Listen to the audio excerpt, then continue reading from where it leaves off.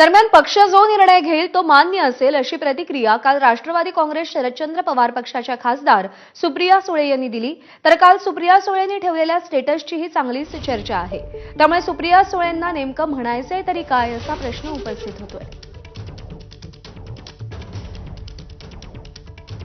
दोन्ही राष्ट्रवादी काँग्रेस पक्ष एकत्र येणार असं चर्चा सुरू आहे। तुमची नेमकी काय भूमिका आहे?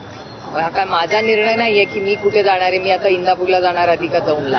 हा पक्षाचा निर्णय आहे आणि कुठल्याही सशक्त लोकशाहीमध्ये आणि त्यातून तुम्हाला पवार साहेबांच्या कामाची पद्धत तुम्ही 6 दशकं म्हणजे तुमच्या सगळ्यांच्या जन्माच्या आधीपासून सगळ्यांनी पाहिलेली आहे की पवार साहेब जो काही निर्णय घेतात किंवा जे काही मार्गदर्शन करतात ते लोकशाही पद्धतीनेच होतं। त्याच्यामुळे जो काही निर्णय पक्षाचा असेल तो त्या शेवटच्या कार्यकर्त्याला कॉन्फिडन्स मध्ये घेऊनच त्याच्या मनात जो असेल तोच निर्णय पक्ष घेईल।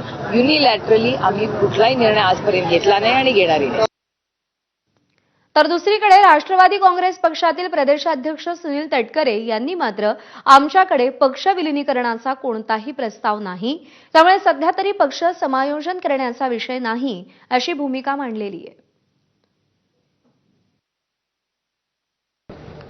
कार्यकर्त्यांच्या स्तरावरती कुठे संभ्रम आहे मला माहीत नाही। नेतृत्वाच्या मनामध्ये राष्ट्रवादी काँग्रेस पक्षाच्या कुठेही संभ्रम नाही। वारंवार एक गोष्ट नेहमीच विदित केली की विलिनीकरणाचा कुठलाही प्रस्ताव राष्ट्रवादी काँग्रेस पक्षाकडे आलेला नसल्यामुळे राष्ट्रवादी काँग्रेस पक्षाचा जो कोर ग्रुप आहे, ज्यावेळेला भुजबळांचा मंत्रिमंडळामध्ये समावेश करण्याचा निर्णय आम्ही सर्वांनी मिळून घेतला त्यावेळेला सुद्धा हा कुठला विषयच नसल्यामुळे चर्चा नाही। आता माध्यमातून त्याची चर्चा चालू असेल तर त्याला आमचा नाईलाज आहे। तर एकीकडे आज